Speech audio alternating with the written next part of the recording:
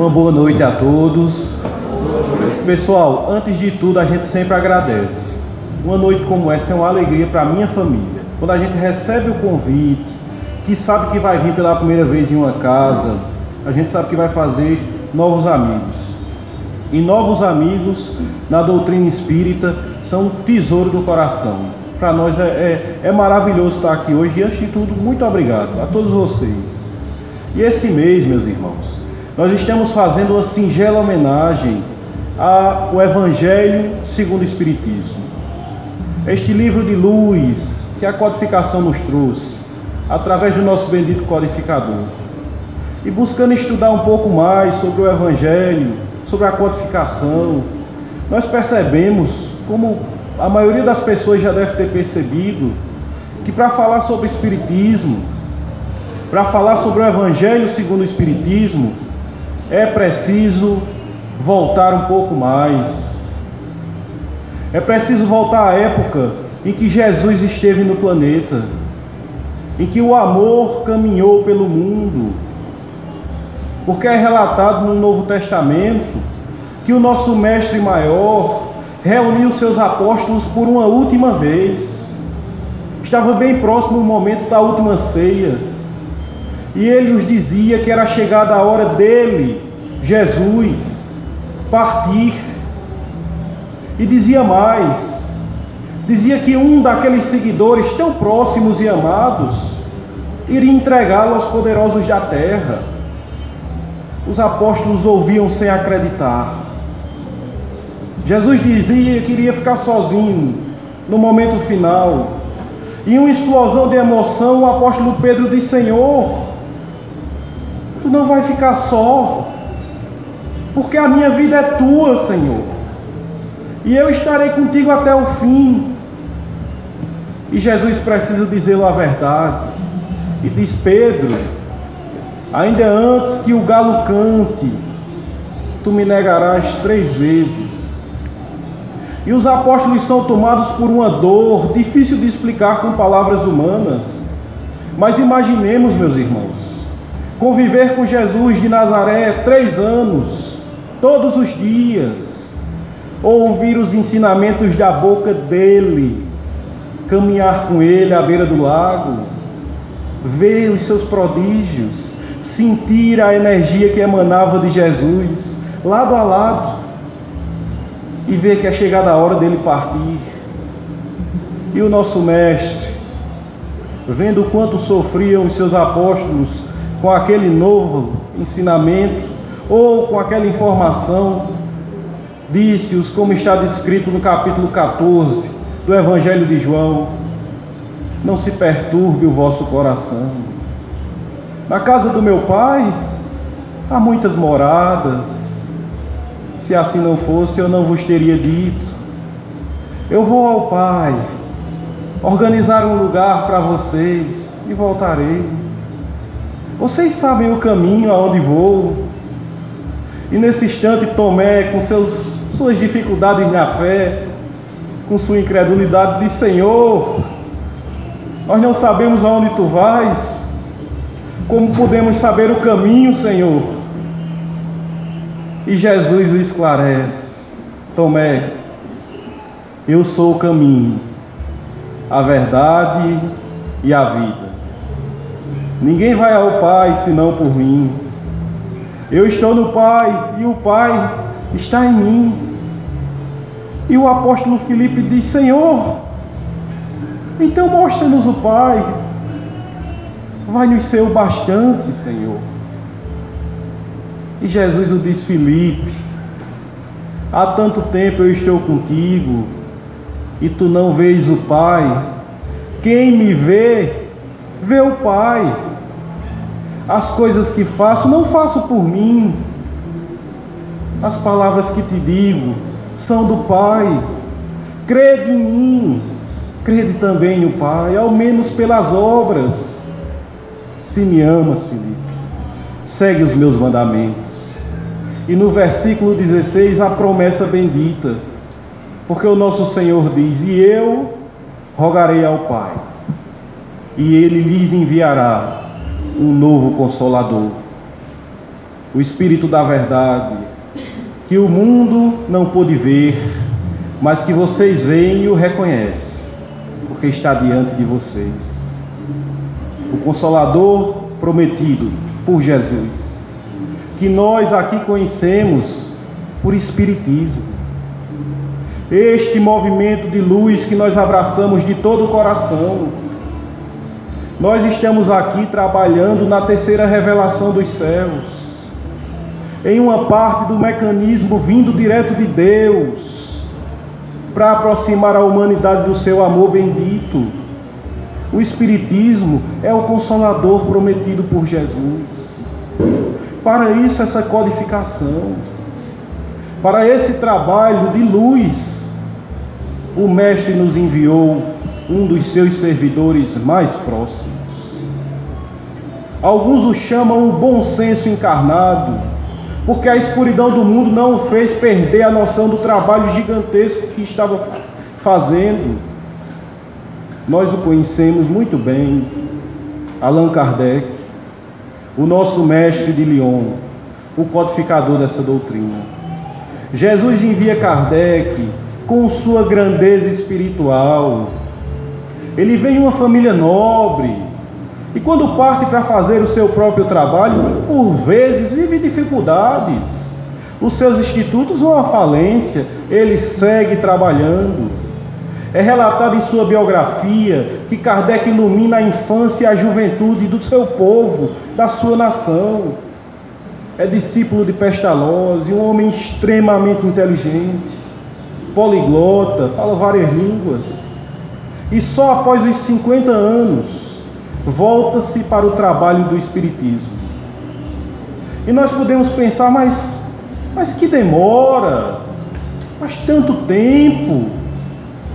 É a maturidade, meus irmãos, a grandeza da maturidade, porque a juventude é bela, forte, ousada, mas algumas coisas do plano maior, só a maturidade nos faz compreender.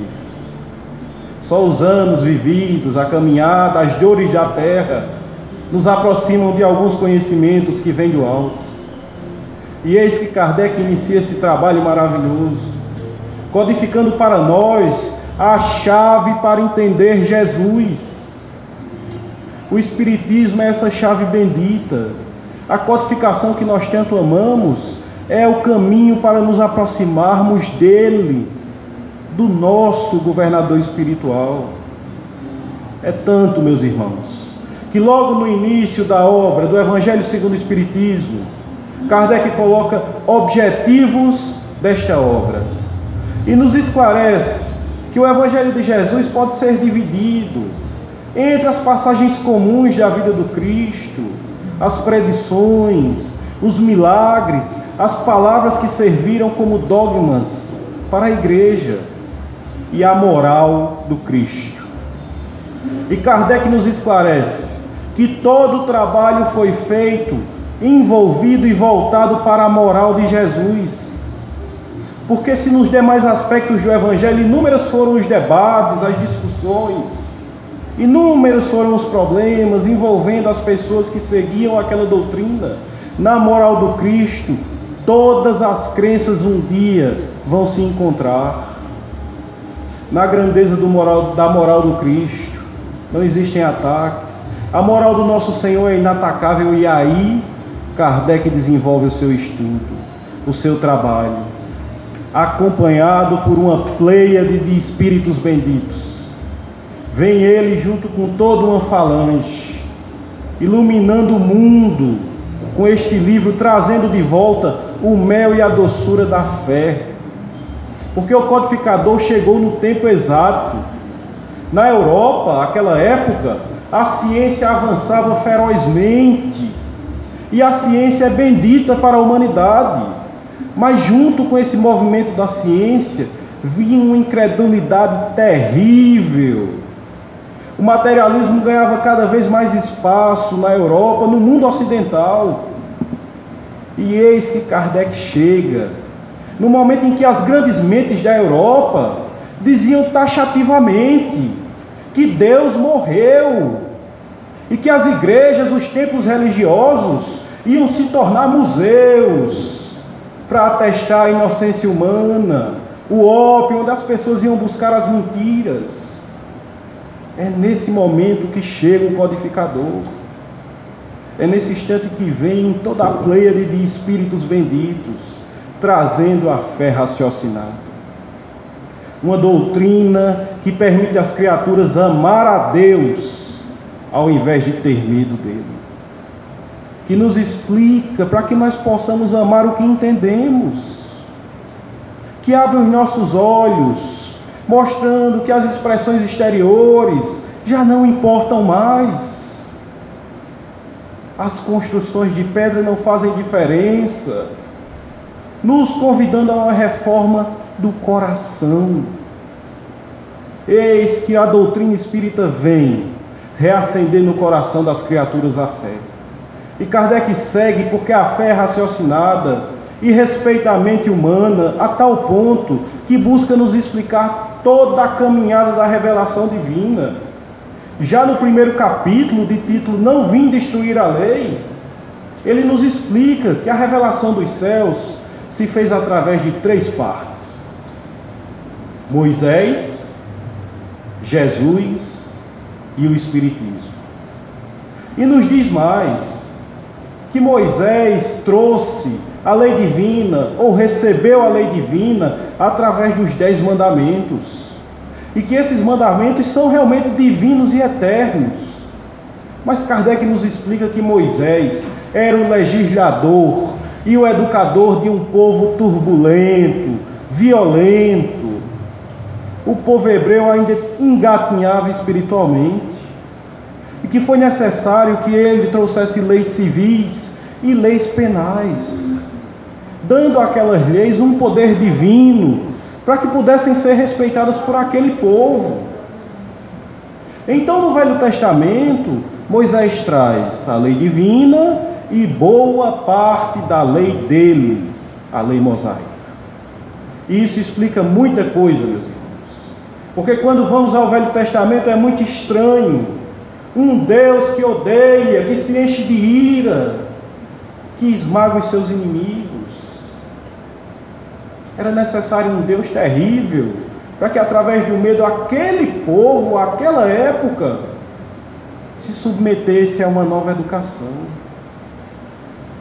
Vamos ao Velho Testamento e está lá a proibição da comunicação com os mortos. Capítulo 18 de Deuteronômio. E nós achamos estranho porque por todo o tempo a humanidade se comunicou mediunicamente. Como poderia ser proibido? Mas eis que naquela época existia, e como sempre existiu, a mediunidade. E que a pitonisa, a médium da época, tutelada por Moisés, trazia mensagens também para o povo hebreu. Que o projeto era compreender melhor os 10 mandamentos, compreender melhor a lei de Deus. E todas as 12 tribos de Israel se movimentaram, multidões iam buscar aquela médium, aquela mulher que tinha visões e trazia mensagens. Mas ninguém queria ouvir falar sobre os 10 mandamentos. As criaturas queriam saber como vencer guerras, como tomar para si terrenos alheios, como se assenhorar de rebanhos que não lhe pertenciam, como trazer seu amor de volta. Todos os pedidos eram materialistas. E eis que a espiritualidade maior, percebendo que aquele povo ainda não tinha maturidade para lidar com a mediunidade, porque nós sabemos que a mediunidade é divina, que é um mecanismo de trabalho para Jesus, que é uma forma de iluminar o povo. Não se pode brincar com isso. Não se pode trazer a mediunidade para níveis aos quais ela não pertence. Então, a época de Moisés, a espiritualidade maior decidiu por bem cortar esta comunicação. E Moisés, com sua mediunidade sublime, recebeu essas informações. Só que a multidão não aceitava mais. Queriam ouvir aquela mulher, Queriam mais e mais mensagens. Multidões batiam a porta. Moisés tremeu de medo. Tremeu de medo. Está relatado na psicografia de Chico Xavier. A história não é nossa. E percebendo que a multidão não iria aceitar o fim dessa comunicação mediúnica, eis que Moisés coloca no capítulo 18 de Deuteronômio que era abominável para Deus a comunicação com os mortos. Muitas leis para educar um povo, adequadas ao pensamento daquela época, adequadas àquele instante em que viveu. Por isso a necessidade de novas revelações. Por isso precisávamos que viesse dos céus o maior de todos. Porque o nosso mestre, o nosso governador espiritual, quis que ele mesmo viesse nos trazer a segunda revelação. Veio Jesus nos ensinando e dizendo que não veio destruir a lei, mas dar-lhe continuidade no que era dela divino. E o mestre planta sementes de luz, traz um grande salto para a humanidade, fala através de parábolas, porque sabia da dificuldade que as pessoas teriam para compreendê-lo. Vem e modifica as leis humanas de Moisés, dizendo que toda lei e os profetas estariam dentro da seguinte frase: amar a Deus acima de todas as coisas e ao próximo como a si mesmo. Eis aí toda a lei e os profetas. E o Deus que era enorme, cheio de ira, que esmagava os inimigos, Jesus nos ensinou que é o nosso Paizinho que está nos céus, que é todo amor e compreensão. Olho por olho, dente por dente, tornou-se perdoa. Perdoa 70 vezes, 7 vezes. O amor tomou a frente da lei de Deus. O nosso mestre veio com sua grandeza, plantando sementes que brotaram e que até hoje regem as nossas vidas. Mas que Jesus, que a terceira revelação se fizesse na terra, não mais centrada em uma única pessoa. Quis o nosso Senhor que a verdade chovesse dos céus, através dos Espíritos de Deus, através de médiuns em inúmeros lugares. Kardec recebeu mensagens de vários centros, de vários países, porque o projeto era esse. Uma verdade que não podia mais se calar, porque se queimassem todos os livros, não havia como queimar os espíritos. As mensagens chegariam nos lugares mais humildes, nos palácios e nos barracos. Chove verdade dos céus e se inicia o Espiritismo. O nosso codificador junta suas mensagens, traz para nós em livros com uma sequência lógica, com uma perfeição na escrita. Pergunta, questionamentos que atordoaram a humanidade e nos traz a resposta. Kardec nos traz a chave bendita de entender Jesus.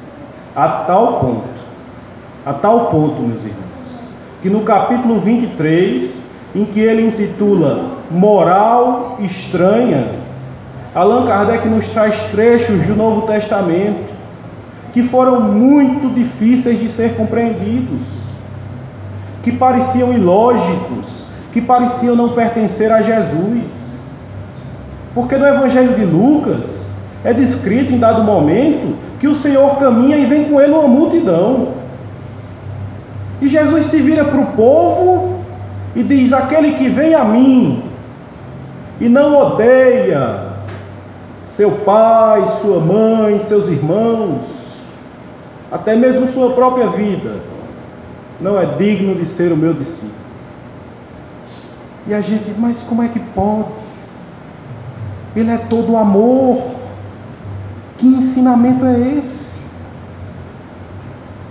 O Evangelho segundo o Espiritismo nos explica, meus irmãos, que a pobreza da linguagem humana sempre fez com que palavras fossem usadas para vários sentidos. A mesma palavra com sentidos diferentes. Que nas traduções e depois os copiadores, bastava que acontecesse um erro, um único erro, e aquilo seguiria adiante, por cópias e mais cópias, até chegar até nós. E nos diz mais, que a época de Jesus, a mesma palavra utilizada para odiar, era também utilizada com a expressão amar menos. Observemos a diferença. O ensino era outro. Ele traz mais. Porque Jesus estava com os apóstolos e vem chegando um rapaz muito rico. E diz que quer segui-lo. E o Senhor o diz: honra teu pai e tua mãe. Ama a Deus acima de todas as coisas e ao próximo como a ti mesmo. E o rapaz se alegra e diz: Senhor, eu já faço tudo isso. E Jesus o diz: então vai, vende tudo o que tens, dá aos pobres e segue-me. E aquele rapaz vai embora muito triste, porque era muito rico. E um dos apóstolos pergunta: Senhor, o quão difícil é um rico entrar no reino dos céus? E Jesus o diz: é mais fácil um camelo passar pelo buraco de uma agulha do que um rico entrar no reino dos céus. Agora imaginemos, meus irmãos, que alguém nessa vida que viva com a existência à prova da riqueza, abre o Evangelho nesse trecho, lê e pensa: estou condenado. Não tem como, um camelo é um animal enorme. Como é que vai passar no buraco com agulha? Mas até isso, essa doutrina nos explica. Porque naquela época a mesma palavra que se usava para camelo, também se usava para corda. Porque as cordas eram produzidas com pelo de camelo. Existia uma chance. Ter dinheiro nunca foi pecado. O que importa é a forma de utilizar aquilo. Os ensinamentos eram outros. É relatado que um indivíduo chega para Jesus e diz: Senhor, eu queria te seguir, mas permite que antes eu enterre o meu pai. E Jesus o diz: deixai que os mortos enterrem os seus mortos. E a princípio nós achamos duro demais. Parece até falta de consideração os nossos amados que foram para o plano espiritual. Mas eis que o Senhor, nos explica Kardec, neste capítulo 23, eis que o Senhor ensinava aquela criatura sobre o plano espiritual, de que a morte do corpo não afasta os que nós amamos de nós, que a vida segue adiante, que era necessário conhecer que a nossa existência era muito maior do que o que se passava aqui na terra. E ainda mais, aquele instante do velório era também o instante de dividir os bens, e o indivíduo queria sua parte. São novas formas de interpretação. No trecho do Evangelho, Jesus diz a seus apóstolos: não penseis que eu vim trazer a paz ao mundo. Eu vim trazer a espada. Quem disse isso? Um general? Não. Jesus de Nazaré. E a explicação bendita vem. Porque o Mestre já nos dizia antecipadamente que a sua doutrina de luz iriam ter inúmeros adversários gratuitos, que muitos seriam os inimigos, que os fariseus, os sacerdotes, os escribas, os que viviam da fé, explorando o povo, iriam ser inimigos ferozes, para que aquela nova luz não surgisse. Uma doutrina que nos permitia ter contato direto com o Pai dos céus. Jesus já nos dizia com essas palavras que os que não o compreendessem iriam promover guerras fratricidas em seu nome. Essa era a espada. Esse era o conflito que sua doutrina traria. Segue Allan Kardec com suas explicações benditas, trazendo para nós a luz que precisamos para nos aproximar de Jesus, nos convidando a um compromisso maior, a ocuparmos o nosso tempo livre com um trabalho para o mais alto, a nos voltarmos verdadeiramente para esse projeto que nós abraçamos. Porque no capítulo 20 do Evangelho segundo o Espiritismo, em que ele intitula Trabalhadores da Última Hora, ele traz uma mensagem para nós. O subtítulo Missão dos Espíritas, pelo Espírito Erasto, em que ele nos diz: alegrai-vos, novos trabalhadores da fé, segui adiante, pregando o novo dogma da reencarnação. Vocês são escolhidos de Deus. Não tremam, não tenham medo. A língua de fogo já está sobre suas cabeças. Homens simples, ignorantes, vocês falarão melhor do que todos os oradores.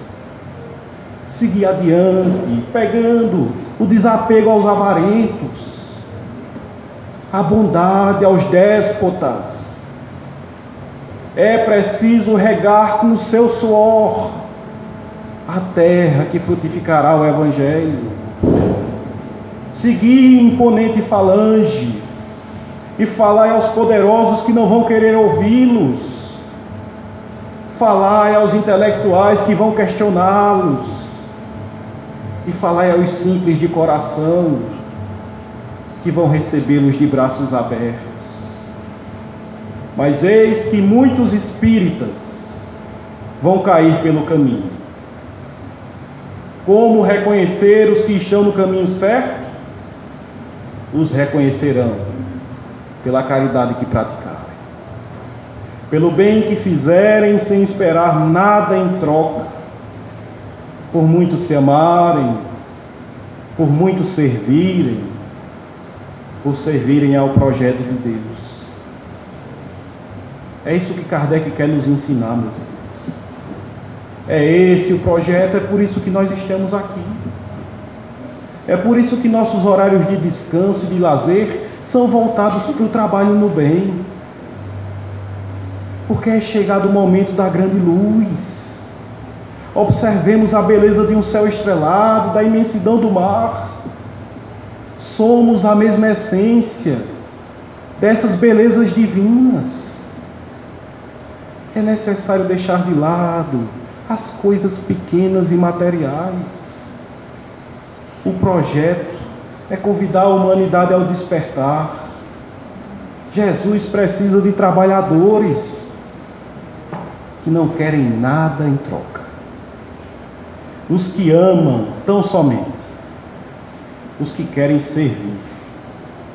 Enviou-nos Allan Kardec para nos ensinar a servir com toda a força do coração, nos explicando o Evangelho, nos falando sobre a pureza da caridade, nos dizendo que existem missionários em todas as casas religiosas, que existem servos de Deus nos nossos irmãos católicos, nos nossos irmãos evangélicos, nos nossos irmãos da Ubanda que sofrem tanto preconceito, nos mostrando que o que importa é amar, que o tesouro da terra é o sentimento, que aquele abraço que recebemos no nosso lar, da nossa família, é o maior projeto da nossa vida. O olhar de nossa mãe, o abraço dos nossos filhos. Do que adianta acumular um tesouro, viver num castelo sozinho? Eis que estamos aqui para amar. Esse é o projeto. Esse é o ensinamento. É por isso que o Espiritismo veio à Terra, para que este planeta seja realmente o reino de Deus. É por isso que estamos aqui. E eis a grande contribuição de Kardec. Então, somente como uma singela homenagem, nos permita relatar a visão do plano espiritual quando do desencarne de Allan Kardec. No livro Crônicas de Além Túmulo, Psicografia de Chico Xavier, pelo espírito Humberto de Campos, é relatado que o nosso codificador estava em espírito no cemitério. O seu corpo ainda não tinha descido à terra. E multidões de espíritos agradecidos estavam lá. Eram homens simples, aos quais a fé lhes devolveu a esperança. Outros tantos poderosos que entenderam o verdadeiro sentido da vida por conta dessas obras que nós abraçamos. Inúmeros espíritos emocionados, agradecendo ao codificador. E é relatado que uma luz desce do firmamento e envolve todas aquelas criaturas.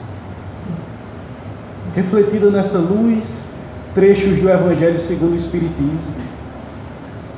E do mais alto, uma voz doce e forte diz ao nosso codificador Kardec: alegrai-vos, o teu trabalho devolveu ao homem e à humanidade a doce esperança no meu Evangelho. Tuas lágrimas não foram esquecidas nos céus. Alegrai-vos, porque este Evangelho que trouxeste ao mundo iluminará a humanidade. E é relatado ainda que espíritos eleitos entoam do mais alto hinos de louvor a Ele. E o nosso codificador sobe para se encontrar com o próprio Jesus. É esse o missionário que o Senhor mandou para nos ensinar a servir, para nos transformar em servos. Porque Chico Xavier nos traz outra história, e nessa, em que ele relata a caminhada espiritual de um espírito grandioso, elevado, ao qual ele não diz que religião pertence, porque não importa.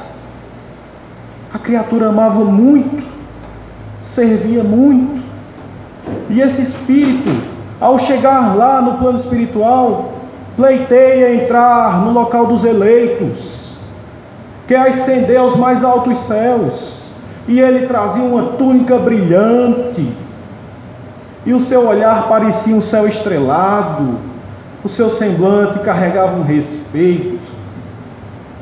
E à frente daquele local em que os eleitos habitavam estava um anjo, que respeitosamente convidou aquele grande espírito a ir a uma balança. Era necessário saber o seu peso espiritual. E ao subir na balança, aquele candidato sabe que não será possível que ele entre. E questiona: mas como pode? A minha vida foi voltada ao bem, porque eu não posso entrar. E o anjo abraça e diz: meu filho, volta para a terra, vai para a lavoura do amor, vai servir mais, meu filho. Volta para a terra e conseguirás. E aquele espírito grandioso volta. Ele tinha sede e fome celestial. Era extremamente inteligente, trabalhador, e rapidamente junta para si uma fortuna. Constrói uma casa enorme, tem um exército de servos e coloca todos os seus servos para fazer o bem. O seu exército do bem leva remédio aos doentes, comida aos famintos. Passado quase um século de trabalho no bem, aquele homem desencarna e chega no plano espiritual ainda mais cintilante, ainda mais brilhante. O anjo, como antes, o leva até a balança, mas ele ainda não pode entrar. E ele diz: eu já não sei mais o que fazer, porque desta feita ajudei milhares. Minha vida foi no bem. Eu já não sei mais que caminho seguir.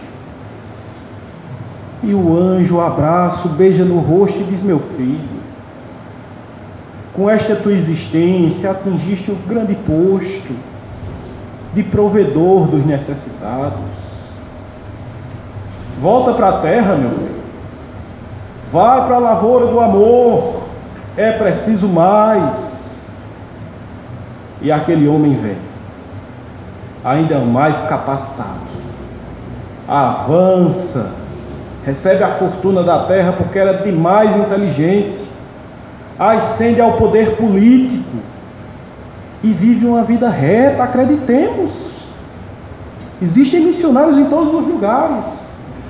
Ele traz verbas enormes, constrói hospitais, escolas, estradas, auxilia através do seu trabalho inúmeras criaturas, e foram incontáveis os que oraram por ele quando ele desencarnou. Inúmeros pediram que ele tivesse um bom lugar nos céus, e ele chega no plano espiritual. A sua voz agora era melodiosa como uma harpa, parecia um sol se movimentando. E diante do anjo que o leva à balança, escuta mais uma vez a negativa. E ele diz: não pode ser, talvez não valha a pena, não sei mais o que faça, algo deve estar errado. E o anjo diz: meu filho, com essa existência que tiveste na terra, atingiste o posto de administrador dos bens de Deus. É preciso mais, meu filho. Vai servir ao Senhor. Volta para a lavoura do amor. E ele vem. Mas desta feita é diferente, porque a fortuna lhe bate à porta e ele prefere não abraçar. Vai servir com suas próprias mãos. Já não existem servos trabalhando para ele. Ele vai nos locais mais obscurecidos desta terra. Trabalha junto aos criminosos, aos doentes, aos infectados. Evita crimes, evita suicídios. As pessoas o convidam a ascender ao poder político. Ia ser muito fácil, porque a multidão o amava. Ele diz que não, que prefere continuar servindo, prefere ser um humilde trabalhador. E de tanto estar junto dos doentes, ele também adoece. Recebe como pagamento por tudo que fez a ingratidão humana. As mentiras são um espinho que lhe rasga a carne. Infectado, necessitado, sem a beleza que teria de costume, ele desencarna. E chega no plano espiritual semelhante ao mendigo, proveniente dos locais em que ele andava, sua pele cheia de chagas, e diante do anjo ele suplica: tende misericórdia de mim. O que será de mim agora? Eu me apresentei a ti em esplendor, agora eu sou todo chaga, eu sou todo lama.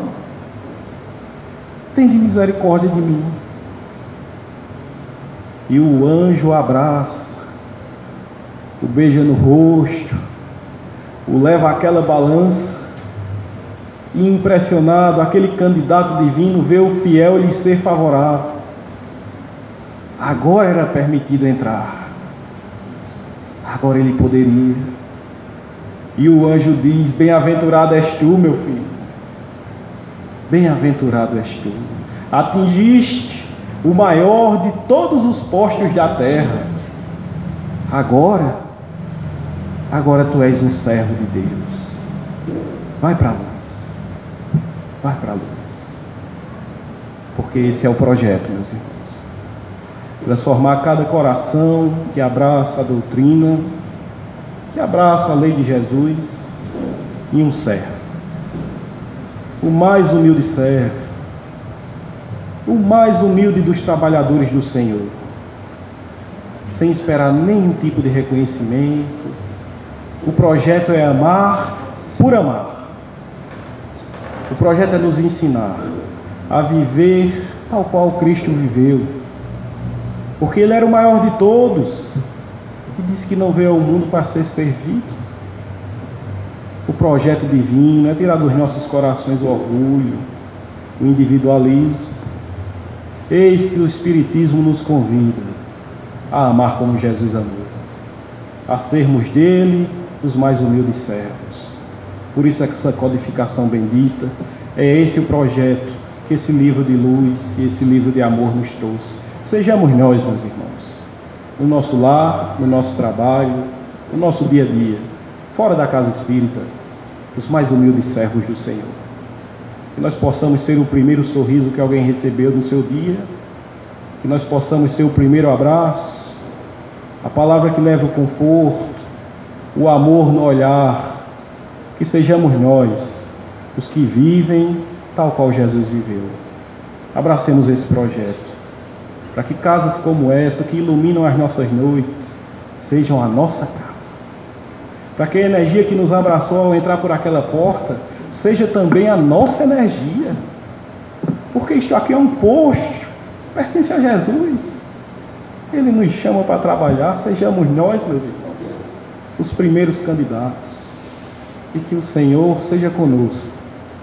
E pela noite de hoje, pela união que tivemos em nossos corações, por todo o amor que se movimentou nessa casa, eu gostaria de agradecer. Que o Senhor seja conosco, hoje, agora e sempre. Muito obrigado por tudo. Eu ainda estou emocionada, viu, gente? Então, que procuremos analisar nessa palestra, refletir tudo que foi dito hoje, que eu tenho certeza que é de grande valia para todos nós, e que possamos amadurecer a cada dia, ter essa maturidade espiritual, que não tem coisa melhor na nossa vida, porque a cada dia que a gente vê que a gente aprende um pouquinho mais, a gente se sente mais seguro diante de Deus, e essa segurança que nos dá força e capacidade para lutar. Muito obrigado mais uma vez, Jimmy, que Deus te abençoe, que possamos cada vez mais refletir sobre isso.